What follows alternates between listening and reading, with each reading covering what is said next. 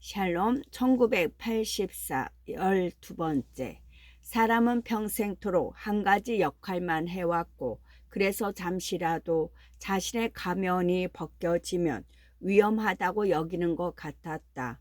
오브라이언이 술병을 집어들고는 유리잔 가득 검붉은 와인을 따랐다. 위스턴은 그 모습을 바라보았다. 문득 오래전 벽이나 광고판에서 본 적이 있는 커다란 네온사인 술병이 위아래로 움직이며 유리잔에 술을 따르던 광경이 그의 내류에 어렴풋이 떠올랐다. 잔 위쪽에서 보면 와인은 거의 검정색이지만 병 안에 있을 때는 루비색으로 빛났다.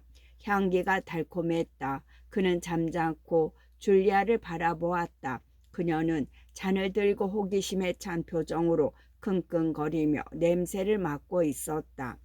이게 와인이라는 거요. 오브라이언이 엷은 미소를 지으며 말했다. 물론 책에서 읽어 알고는 있겠지요. 아마 외부 당원은 이런 걸 구하기 힘들 거요. 그가 엄숙한 표정을 지으며 잔을 높이 쳐들었다. 자, 건강에 좋은 것이니 마십시다. 우리의 지도자 임마누엘 골드스타인을 위해. 위스턴은 다소 흥분된 표정으로 잔을 들었다. 와인은 책에서 읽고 상상만 해왔던 것이었다. 유리 문진이나 체링턴 씨가 반 정도만 알고 있는 그 노래 가사처럼 와인도 그가 마음속으로 은밀히 혼자서 즐겨 회상하는 지금은 사라진 낭만적인 옛 시대의 유물이었다. 그는 와인을 흑달기로 만든 잼처럼 아주 달콤하면서도 마시면 금세 취하는 것이라고 늘 생각했다. 그런데 실제로 마셔보니 이만저만 실망스러운 게 아니었다. 하기는 몇 년 동안 진만 마셔왔으니 와인의 맛을 제대로 알 리가 없었다. 그는 빈잔을 내려놓았다. 골드스타인이라는 사람이 실제로 있습니까? 위스턴이 물었다. 있소. 그것도 살아있지요. 어디에 있는지는 모르지만요. 그럼 그 음모도 그 조직도 사실입니까? 단순히 사상 경찰이 조작해낸 게 아니란 말입니까? 사실이요. 우리는 그걸 형제단이라고 부르지요. 그런데 당신은 형제단이 존재하며 당신이 거기에 속해 있다는 것 외에는 더 이상 아무것도 알 수 없을 거요. 이 얘기는 나중에 다시 하기로 합시다. 그는 손모시계를 들여다보았다. 그러고는 덧붙여 말했다. 내부 당원이라도 30분 이상 텔레스크린을 꺼두는 건 현명한 일이 아니오. 그리고 당신들은 이곳에 둘이 함께 오는 게 아니었소. 돌아갈 때는 따로따로 가도록 하시오, 동지가. 그가 줄리아를 향해 고개를 돌리고 말했다. 먼저 떠나시오. 하지만 당장 떠나라는 건 아니요. 아직 20분 정도는 더 얘기할 여유가 있어. 우선 당신들에게 몇 가지 질문할 테니 이해해 주시오. 당신들은 무엇이든 할 각오가 돼 있어. 네, 할 수 있는 건 뭐든 다 하겠습니다. 위스턴이 대답했다. 오브라이언은 위스턴과 마주 볼 수 있도록 의자에 앉은 채 몸을 돌렸다. 그는 위스턴이 줄리아의 목까지 대답해 주리라고 생각했는지 그녀 쪽은 거들떠보지도 않았다. 그는 잠시 눈을 감았다가 떴다. 그러고는 낮고 침착한 목소리로 마치 교리 문답을 하듯 대답을 뻔히 알고 있다는 식의 질문을 하기 시작했다. 목숨을 바칠 각오가 돼 있소. 네. 살인을 저지를 각오도 돼 있는 거요. 네. 수백 명의 무고한 사람들을 죽음으로 몰고 갈 태업 행위도 할 각오가 돼 있소. 네. 조국을 외국에 팔아 넘길 수 있겠소. 네. 사기치고 날조하고 공갈하고 동심을 짓밟고 습관성 마약을 매포하고 매춘을 권장하고 성병을 퍼뜨릴 것뿐만 아니라 당의 권력을 혼란시키고 약화시킬 수 있다면 그 어떤 짓이든 다 할 자신 있소? 네. 가령 어린애들 얼굴에 황산을 뿌리는 게 우리의 이익에 도움이 된다면 그렇게 할 용의도 있소? 네. 현재의 사회적 신분을 모두 포기하고 하인이나 부두 노동자로 여생을 보낼 수 있겠소? 네. 만약 당신에게 자살하라고 명령한다면 그에 기꺼이 따를 수 있겠소? 네. 당신들 두 사람이 헤어져서 다시는 서로 못 본데도 괜찮겠소? 그건 안 돼요. 줄리아가 소리쳤다. 위스턴은 한참 동안 잠자코 있었다. 그는 말할 힘마저 잃은 것 같았다. 말을 하려고 해도 혀가 입안에서 맴돌 뿐 소리가 되어 나오지 않았다. 그는 말이 입 밖으로 나오는 순간까지도 자신이 무슨 말을 하려고 했는지 모르고 있었다. 아닙니다. 그는 간신히 그렇게 대답했다. 잘 말해 주었소. 우리는 모든 걸 다 알아야 하기 때문에 그런 질문까지 했던 거요. 오브라이언이 말했다. 그는 곧 줄리아 쪽으로 돌아 앉았다. 당신은 위스턴 씨가 살아남는다 하더라도 생판 다른 사람이 될 수 있다는 걸 이해할 수 있겠소. 아무래도 위스턴 씨를 새로운 사람으로 만들어야 할 것 같아서 묻는 거요. 얼굴 동작, 손 모양, 머리 색깔, 심지어 목소리까지 달라질 거요. 그리고 당신 자신도 생판 다른 사람으로 바뀌게 될지 모르고 우리 측 외과 의사들은 사람의 모습을 몰라보도록 바꾸어 놓을 수 있어. 때로는 그런 일도 필요하니까 말이오. 가끔 멀쩡한 팔다리를 절단하는 경우도 있어. 위스턴은 마틴의 몽골족 같은 얼굴을 다시 한번 곁눈질로 살펴보았다. 아무런 흉터 자국도 보이지 않았다. 줄리아는 새파랗게 질려서 주근깨가 더 두드러져 보였지만 대담하게도 오브라이언을 자주 보고 있었다. 그녀는 그의 말에 동의하는 듯 뭐라고 중얼거리기도 했다. 좋소. 이제 모든 게 결정됐소. 탁자 위에는 은으로 된 담배 상자가 놓여 있었다. 오브라이언은 태어난 표정으로 담배 상자를 그들에게 밀어주고 자신도 한 개비를 꺼내 물었다. 그러고는 자리에서 일어나 그래야만 생각이 더 잘 떠오른다는 듯 이리저리 천천히 걸었다. 담배는 속이 단단하고 두툼한 데다 질 좋은 종이로 만든 고급품이었다. 오브라이언은 다시 손목시계를 들여다보았다. 이제 주방으로 가보게 마틴. 15분 후 스위치를 켜겠네. 이 동지들이 떠나기 전에 얼굴을 익혀두게. 자네는 이들을 다시 보게 될 걸세. 나는 못 볼 수도 있지만. 오브라이언이 말했다. 맨 처음 현관에서 만났을 때처럼 마틴의 까만 눈이 깜빡거리며 그들의 얼굴을 살폈다. 그런 그의 태도에서는 친밀감 같은 게 조금도 느껴지지 않았다. 그는 그들의 외모만 기억해 둘 뿐 그 어떤 관심도 느낌도 없다는 표정이었다. 성형수술을 한 얼굴이라서 그런 표정을 짓나 보다고 위스턴은 생각했다. 마틴은 한마디 말이나 인사도 없이 조용히 문을 닫고 나가 버렸다. 오브라이언은 한 손은 검은 제복에 주머니에 찌르고 다른 한 손으로는 담배를 든 채 왔다 갔다 하면서 서성거렸다. 이윽고 그가 입을 열었다. 당신들은 암흑 속에서 투쟁해야 한다는 걸 명심하시오. 언제나 암흑 속에만 있게 될 거요.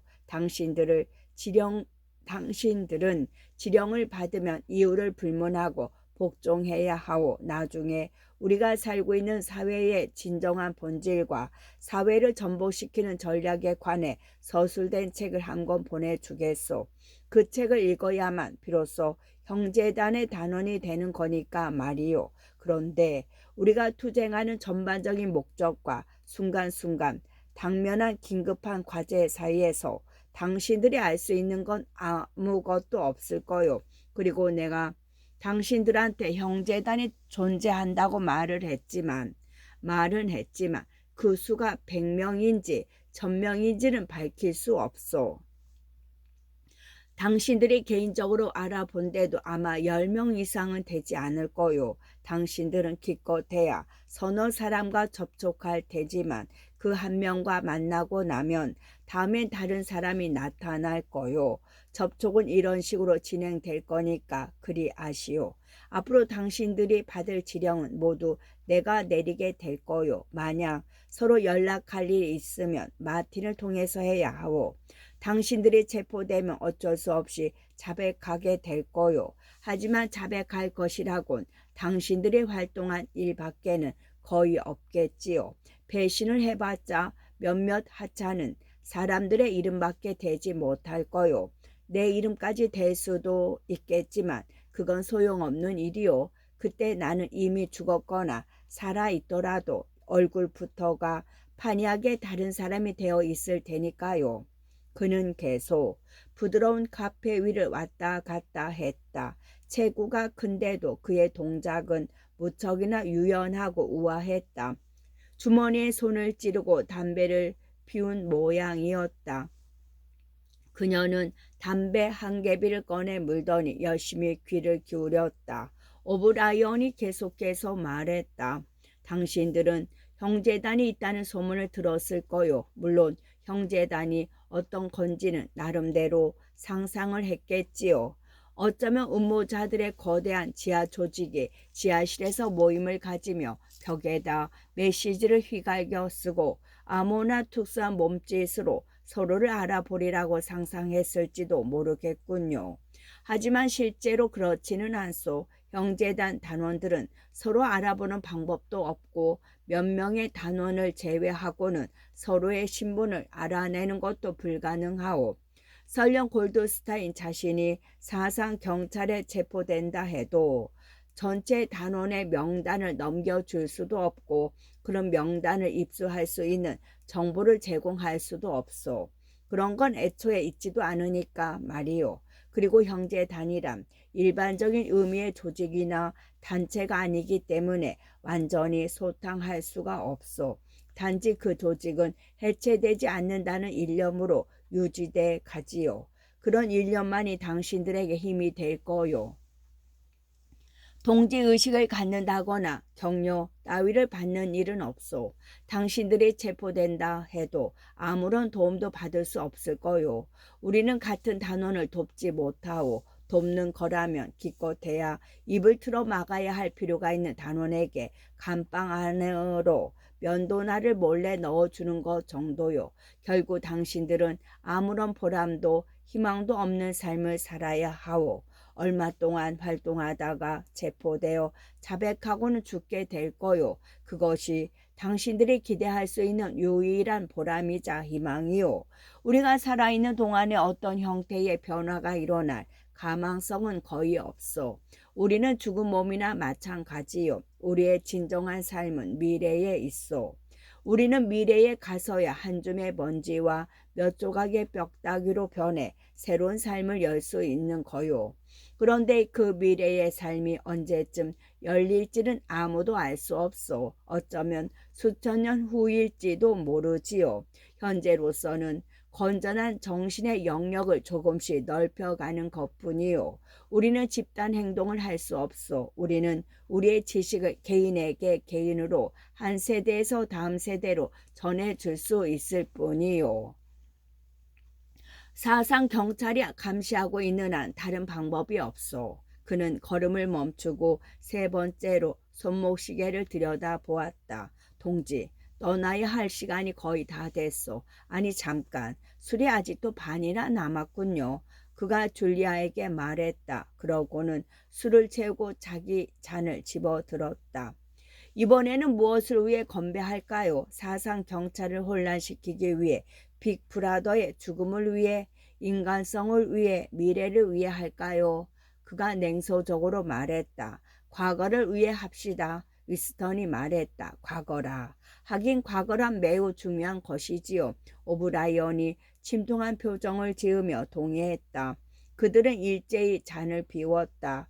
줄리아가 가려고 일어섰다. 그러자 오브라이언이 캐비닛 위에서 조그만 상자를 내리더니 납작하고 흰 알약을 꺼내 그녀에게 주면서 입에 넣으라고 했다. 엘리베이터 안내원이 눈치채지 못하도록 술 냄새를 없애야 한다는 것이었다. 이윽고 그녀가 나가고 문이 닫히자 그는 금세 그녀의 존재를 잊은 것 같은 태도를 보였다. 그가 두어 걸음 걷고 나서 멈추고는 입을 열었다. 당신들의 은시처 같은 곳이 있을 것 같은데 거기가 어디요? 위스터는 체링턴 씨의 상점 2층 방에 대해 설명했다.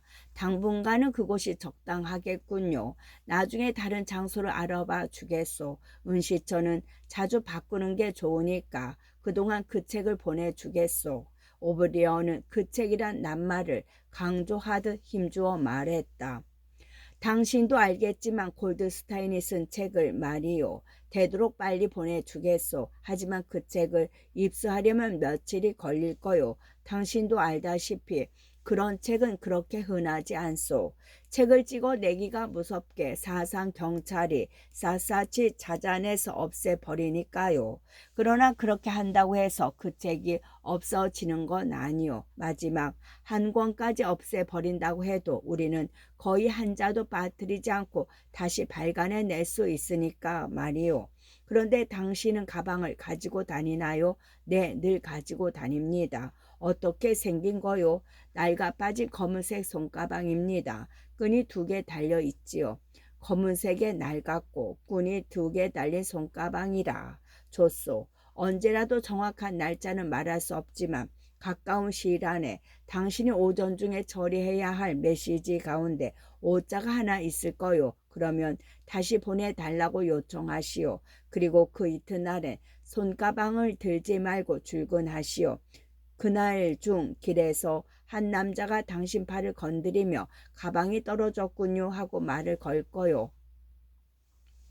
그리고 가방을 건네줄 텐데 거기에 골드스타인의 책이 들어있소. 그 책은 읽고 2주 안으로 돌려줘야 하오. 잠시 침묵이 흘렀다. 당신이 떠날 시간이 2분 정도 남았군요. 나중에 또 만나시다. 그게 가능할지 모르지만 말이요. 오브라이언이 말했다. 어둠이 없는 곳에서 말인가요? 위스턴이 머뭇거린 끝에 오브라이언을 쳐다보며 물었다. 오브라이언은 놀라는 기색도 없이 고개를 끄덕였다. 그는 그 말의 의미를 알고 있는 것 같았다. 그렇소. 어둠이 없는 곳에서. 그런데 떠나기 전에 나한테 하고 싶은 말 없소? 뭔가 전언이나 질문 같은 게 있을 것 같은데 말이요. 위스턴은 곰곰이 생각해 보았다. 더 이상 물어볼 만한 게 없는 것 같았다. 묻고 싶어도 일반 농 같은 것 입 밖에 꺼내고 싶지 않았다. 문득 그의 뇌리에 오브라이언이나 형제단과 직접적인 관계가 없는 그의 어머니가 마지막 날까지 사용했던 어두운 침실이며 첼링턴시 상점 위에 조그만 방이며 유리 문진과 자단 액자에 끼워진 금속 판화 등이 떠올랐다. 그는 혀가 움직이는 대로 아무렇게나 짓거렸다. 저 혹시 오렌지와 레몬 성클레멘트의 종이 말하네 라는 구절에 시작되는 옛 노래를 들어본 적 있습니까? 오브라인이 다시 고개를 끄덕였다. 그는 엄숙한 표정으로 그 노래 가사를 끝까지 암송했다. 오렌지와 레몬 성클레멘트의 종이 말하네. 그대는 내게 산 파딩의 빚을 졌지. 성 마틴의 종이 말하네. 그대는 언제 빚을 갚으려나. 올드 베리어리의 종이 말하네. 부자가 되면 갚아주지. 쇼워 다치의 종이 말하네. 마지막 구절까지 아시는군요. 위스턴이 큰 소리로 말했다. 그렇소. 다 알고 있소. 그런데 이제는 당신이 떠날 시간이 된 것 같군요. 잠깐. 당신도 이 알약을 먹고 가는 게 좋을 것 같소. 위스턴이 자리에서 일어서자 오브라이언이 손을 내밀었다. 그의 악수하는 힘이 어찌나 센지 위스턴은 손뼈가 으스러지는 줄 알았다. 위스턴은 문간에서 뒤를 돌아보았다. 오브라이언은 벌써 그를 잊어버린 듯한 표정을 짓고 있었다. 그는 텔레스크린을 조정하는 스위치에 손을 갖다 대고 반응을 기다리는 것 같았다. 위스턴은 그의 등 너머로 초록색 갓에 달린 램프와 구슬 기록기 그리고 서로가 장뜩 서류가 잔뜩 들어있는 절망으로 된 서류 바구니가 놓인 책상을 바라보았다. 이 사건은 이제 끝났다. 30초 이내에 오브라이언은 당원으로서 하다가만 중요한 일을 다시 시작할 것이라고 위스턴은 생각했다.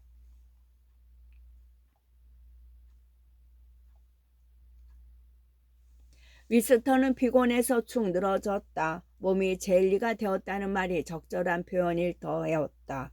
그 말이 저절로 머리에 떠올랐다. 그의 몸은 젤리처럼 흐물흐물한데다 반쯤 투명해진 것 같았다.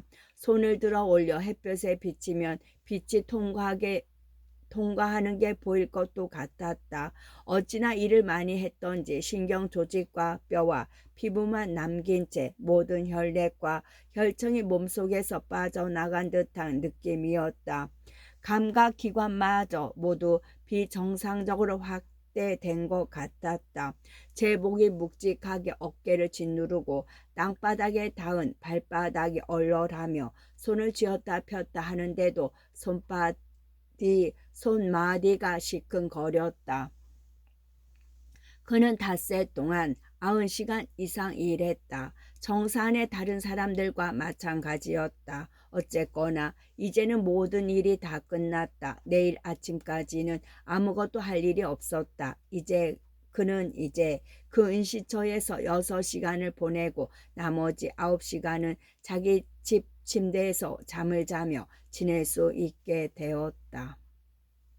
위스턴은 오후의 따스한 햇빛을 받으며 지저분한 거리를 천천히 걸어 올라가서 제링턴시의 상점으로 향했다. 그러는 동안 그는 경찰이 나타날까 싶어 줄곧 눈을 크게 뜨고 두리번거렸다. 그러나 어쩐지 그날 오후만은 아무도 그를 간섭할 것 같지 않았다. 손에 들고 있는 묵직한 손가방이 걸음을 옮길 때마다 무릎에 부딪혀 다리 전체가 욱신거렸다. 가방 안에는 그 책이 들어있었다.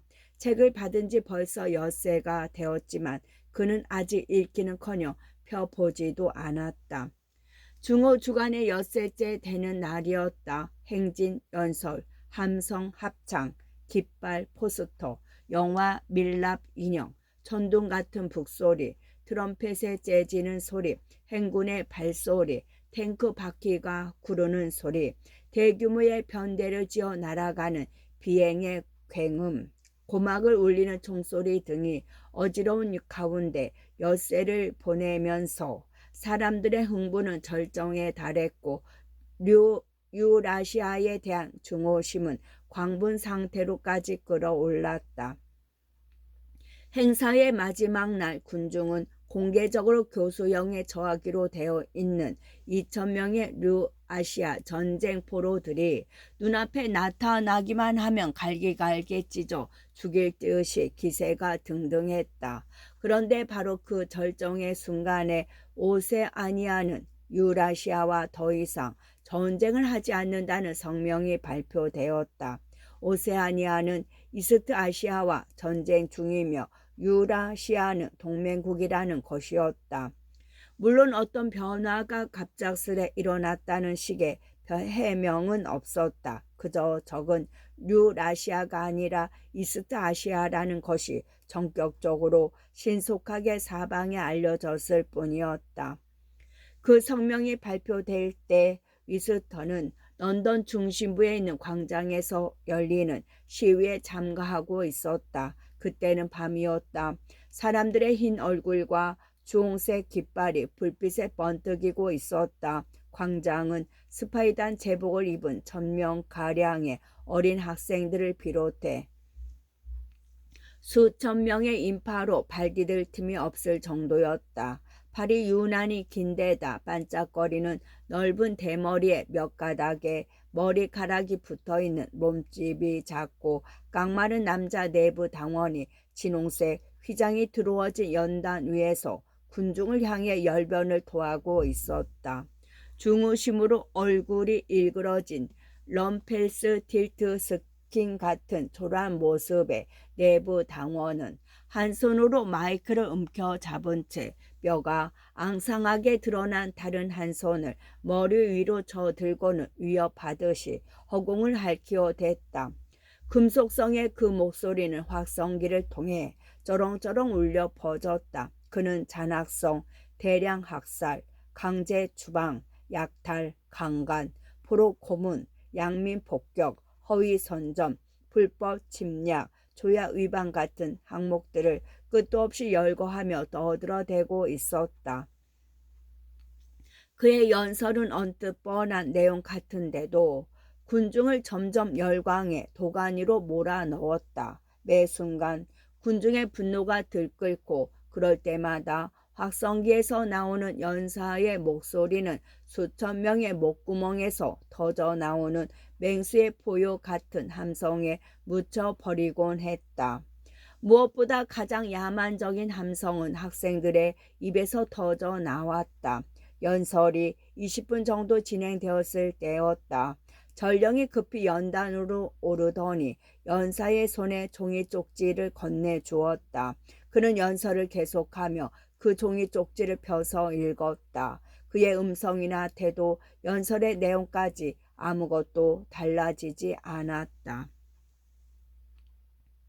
다만 명칭이 달라졌을 뿐이었다. 일순 아무런 말도 없는 가운데 군중 사이에서 알았다는 듯 조용한 파문이 번졌다. 오세아니아가 이스트 아시아와 전쟁 중이다. 다음 순간 무서운 동요가 일었다. 광장에 걸려있는 깃발과 포스터의 내용이 들렸다. 포스터의 얼굴들 절반 이상이 잘못 그린 것이다. 이것은 태업이다. 골드스타인의 접자들이 잠복 활동을 하고 있다. 여기저기에서 아우성이 터졌다.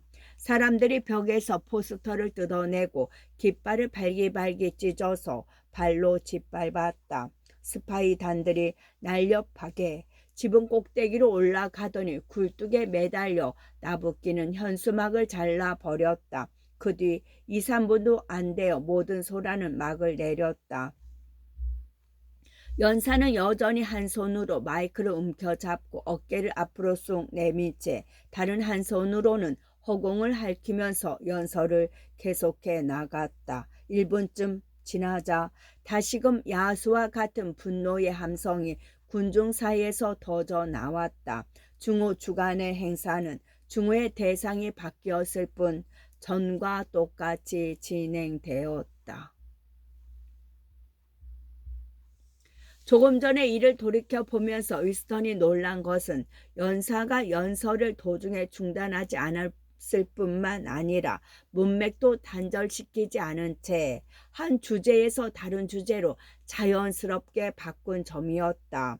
그런데 사람들이 포스터를 뜯어내는 등 한창 혼란할 때였다. 한 번도 본 적이 없는 낯선 남자가 어깨를 툭 치면서 실례합니다. 당신 가방이 떨어졌군요 라고 말했다.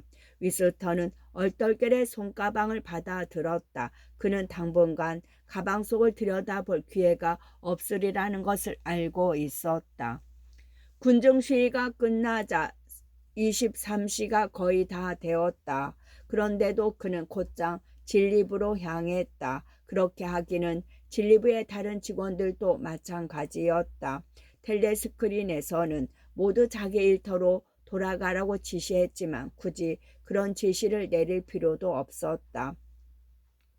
오세아니아는 이스트 아시아와 전쟁 중이었다. 오세아니아는 늘 이스트 아시아와 싸웠다. 지난 5년 동안에 나온 상당수의 정치 문서들이 이제는 휴지 조각이 되어 버렸다. 온갖 종류의 보고서와 기록문, 신문 서적, 팸플릿, 영화 녹음 테이프, 사진 등 모든 것들이 재빨리 수정되어야만 했다.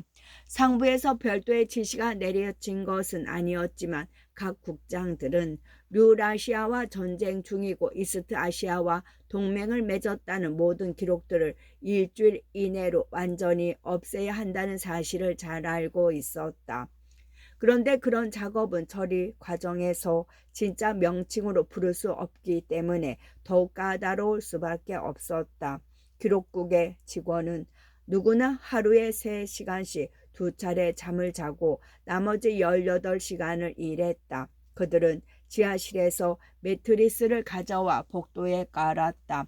그리고 샌드위치와 승리 커피뿐인 식사는 식당에서 일하는 사람들에게 손수레로 운반하여 배식하도록 했다. 잠깐 눈을 붙였다가 깰 때마다 위스턴은 책상 위에 쌓인 일거리를 줄이는데 온 힘을 쏟곤 했다. 그러나 욱신욱신 쑤시는 눈을 비비며 기다시피 해 다시 책상에 되돌아와 보면 그동안 서류 더미가 눈덩이처럼 쌓여 구슬 기록기를 반쯤 가린 채 마룻바닥에까지 떨어져 있기 일쑤였다. 그러기 때문에 그가 책상에 와서 가장 먼저 하는 일은 언제나 작업 공간을 마련하기 위해 서류를 정돈하는 것이었다. 무엇보다 곤란한 것은 작업 자체가 결코 단순하지 않는다는 점이었다. 어떤 것은 단지 이름만 바꿔놓으면 그만이지만 사건에 대한 세부적인 보고서는 세심한 주의와 상상력이 필요했다. 게다가 전쟁 지역을 지구의 한쪽에서 다른 쪽으로 옮겨야 하는 만큼 지리에 대한 지식까지 갖추어야만 했다. 사흘째가 되자 눈이 참을 수 없이 아팠다. 몇 분마다 한 번씩 안경을 닦지 않으면 앞이 보이지도 않았다. 마치 하지 않아도 된다고 생각하면서도 일 자체에 끌려 완전히 끝내고 싶은 나머지 육체적 부담만 키우는 싸움을 하고 있는 것 같은 기분이었다.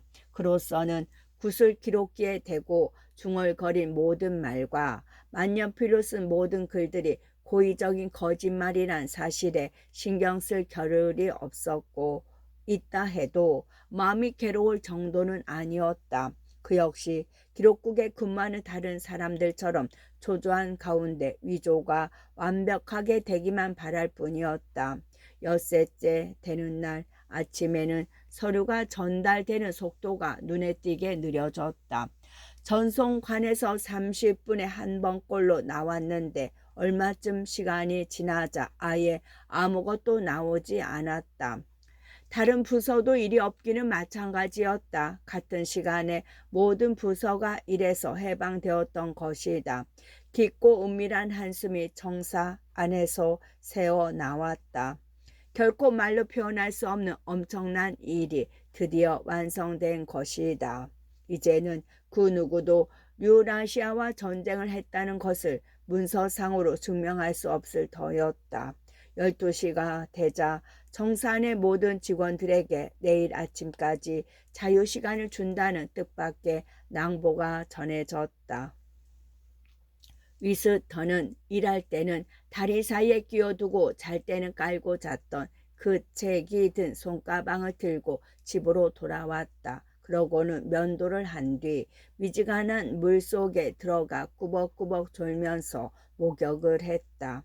그는 체링턴시 상점의 위층 방으로 통하는 계단을 올라갔다. 한 계단씩 오를 때마다 관절에서 우두둑 하는 소리가 났다. 그는 몹시 피곤했다. 하지만 잠은 오지 않았다. 그는 창문을 열고 지저분한 소형 석유 난로에 불을 붙였다. 그러고는 커피 끓일 물 주전자를 그 위에 올려놓았다. 줄리아가 곧 올 것이다. 그동안 그 책을 읽기 위해 그는 더러운 안락 의자에 앉아 손가방을 열었다. 검은색의 두툼한 책이 보였다. 서툴게 제본된 표지에는 저자 이름도 제목도 없었다. 인쇄 상태도 고르지 않았다. 책장에 가장자리가 닳고 훌렁훌렁 쉽게 넘어가는 것으로 보아 여러 사람의 손을 거친 게 틀림없었다. 첫 장을 펴자 다음과 같은 제목이 눈에 띄었다. 과도적 집단주의의 이론과 실제, 임마누엘 골드스타인 지음. 위스턴은 읽기 시작했다. 제1장 무지는 힘. 유사일에 아니 신석기 시대 말기 이후로 지구상에는 상중하라는 세 계급의 사람들이 살아왔다. 그들은 다시 여러 갈래로 나뉘어졌고 저마다 이름이 다른 수많은 후손들이 태어났다. 그리고 그들 상호 간의 인구수와 함께 그들 상호 간의 태도도 시대에 따라 다양하게 변했다. 그러나 사회의 본질적인 구조는 변하지 않았다. 엄청난 격변과 결정적인 변란이 일어난 후에도 마치 팽이가 이리 맞고 저리 맞아도 언제나 균형을 되찾는 것처럼 동일한 사회의 양상이 재현되어 왔다. 이들 세 집단의 목표는 그야말로 제각각이다. 위스턴은 글을 좀 더 편안히 그리고 제대로 음미하기 위하여 잠시 읽기를 멈췄다. 그는 혼자였다. 거기에는 텔레스크린도 열쇠 구멍에 귀를 대고 엿듣는 자도 없었다. 따라서 등 뒤를 흘꺽거리거나 책장을 손으로 가리지 않아도 되었다. 시원한 여름 바람이 그의 마음을 간질렀다. 어딘가 멀리서 아이들이 노는 소리가 희미하게 들려왔다. 방 안은 째깍거리는 시계 소리뿐 조용했다. 그는 알라 의자에 몸을 깊숙이 파묻고 발을 난로 받침대 위에 올려놓았다. 축복받는 순간이자 영원처럼 느껴지는 순간이었다. 결국은 끝까지 다 익을 것이고 낱말 하나하나를 되풀이해서 읽을 사람이 그러하듯 그는 갑자기 다른 장을 펼쳤다. 제3장이 나왔다. 그는 그 부분을 읽기 시작했다. 제3장 전쟁은 평화. 세계가 세계의 초대형 국가로 분할되리라는 것은 20세기 중엽 이전부터 예견된 일이었고 실제로 그렇게 되어왔다. 소련이 유럽을, 미국이 대영 제국을 합병함으로써 현재의 세 열강 중 유라시아와 오세아니아의 두 열강은 일찍부터 존재하게 되었다. 나머지 열강인 이스트 아시아는 10년 동안의 치열한 전쟁을 치르고 나서야 어엿한 단일 국가로 등장하기에 이르렀다. 이들 3대 조국가 간의 국경은 지역에 따라서 자의적인 곳도 있고 전황에 따라 변동되는 곳도 있다. 그러나 대체적으로 지리적인 경계에 의해서 정해졌다. 유라시아는 포르투갈에서부터 베링 해협에 이르기까지 유럽과 아시아 대륙의 북부 전 지역을 장악하고 있다. 그리고 오세아니아는 아메리카 대륙과 영국, 오스트레일리아를 포함한 대서양의 여러 섬들과 아프리카의 남부 지역을 차지하고 있다. 한편 앞에 두 열강보다 영토가 작고 서부 국경이 불분명한 이스트 아시아는 중국과 그 남쪽의 국가들, 일본, 그리고 유동적이기는 하지만 만주, 몽골, 티베트 등으로 이루어져 있다. 지난 25년 동안 이들 세 초국가들은 두시 동맹 관계를 맺으면서 나머지 한 초국가를 상대로 쉴 새 없이 전쟁을 벌여왔다. 그러나 전쟁은 이제 20세기 초기의 경우처럼 그렇게 절망적이고 전멸적인 싸움이 아니다. 이제는 서로 파괴시킬 수 없는 교전 국가 간의 한정된 목표를 위한 국지전이 되어버렸다. 이런 전쟁은 순수한 이데올로기의 차이에서 비롯된 것도 아니기 때문에 실질적인 명분 같은 것도 없다. 그렇다고 전쟁의 양상이나 전쟁에 대한 전반적인 태도가 덜 잔인해졌거나 좀 더 신사적이 되었다는 이야기는 아니다.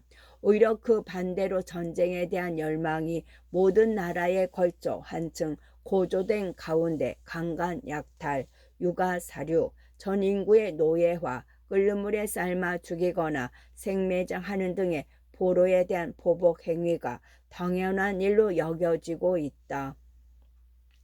더욱이 이 같은 행위들이 적이 아닌 자기 편에 의해서 행해지면 공을 세운 것으로 간주되기까지 한다. 그렇지만 실제적인 면에서 전쟁은 대부분 고도로 훈련된 극소수 전문가들에 의해 행해지기 때문에 비교적 사상자의 수가 적다. 전투가 벌어진다 해도 일반 사람들이 추측만으로 알 수 있는 국경 근처나 해로의 전략 지점을 지키는 요동 요새 부근에서 벌어진다. 더욱이 문명의 중심 지역에서 벌어지는 전쟁은 만성적인 소비 물자의 부족을 초래하거나 이따금씩 몇십 명의 사상자를 내기도 하는 로켓 폭탄의 폭발 사고 이상의 의미를 띠지 않는다. 전쟁의 성격은 확실히 변했다. 좀 더 정확히 말한다면 전쟁을 일으킨 중요한 이유의 순위가 바뀐 것이다.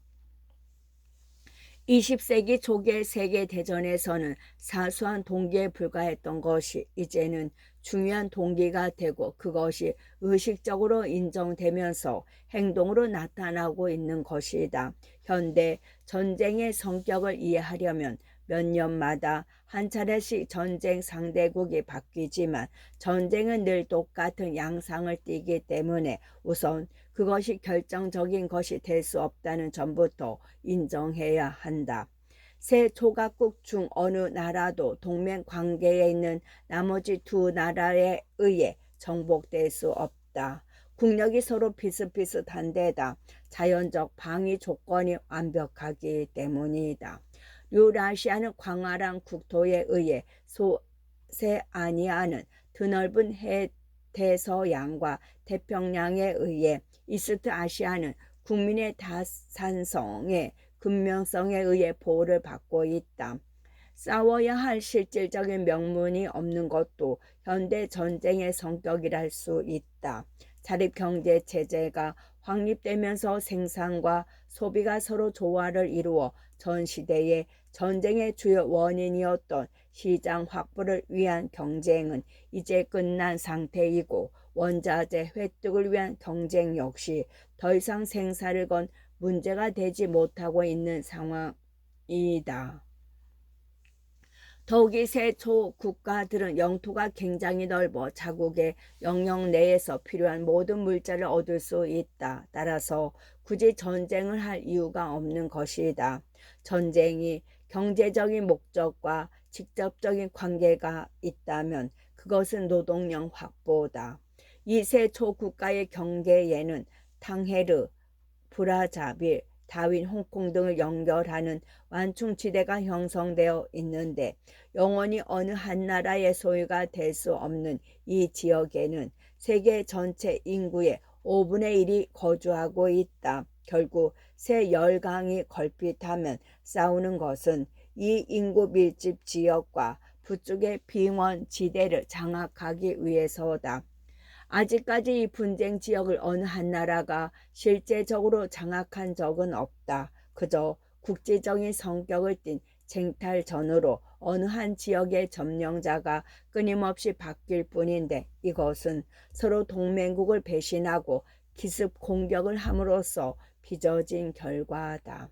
분쟁 지역에는 귀중한 광물이 매장되어 있는데 지역에 따라 한랭지대에서는 비용이 많이 드는 합성 제품의 원료인 고무 같은 천연 자원이 생산되는 곳도 있다. 그러나 무엇보다 이들 지역은 값싼 노동력의 무한한 보고다. 아프리카 적도 지역, 중동의 여러 나라, 남인도 또는 인도네시아 군도를 장악하는 열강은 싼 임금에 중노동을 시킬 수 있는 수천만의 인력을 확보할 수 있게 된다. 이들 지역의 주민들은 공공연하게 노예 신분으로 전락되어 계속해서 정복자들의 지배를 받는 가운데 더 많은 무기 생산, 더 넓은 영토 확장, 더 많은 노동력 확보를 위한 도구로 이용되고 그런 과정에서 석탄이나 석유처럼 소모된다. 사실 전투는 이들 분쟁 지역을 벗어나서 벌어지지 않는다는 것을 알아야 한다. 유라시아의 국경은 콩고 분지와 지중해 북부 해안 사이를 오락가락하고 있다. 그리고 인도양과 태평양의 섬들은 오세아니아와 이스트 아시아가 번갈아 점령하고 있다. 몽골이 위치한 지역의 유라시아와 이스트 아시아 사이의 접경지대도 불안한 상태이기는 마찬가지다. 그런 터에 새 열강은 사람들이 살지도 않고 개발도 되어 있지 않은 극지의 방대한 지역까지 서로 자기네 것이라고 주장한다. 그러나 새 열강의 세력이 항상 균형을 이루고 있기 때문에 각국의 중심부를 이룬 지역은 침략을 당하는 법 없이 늘 그대로 남아 있다. 끝.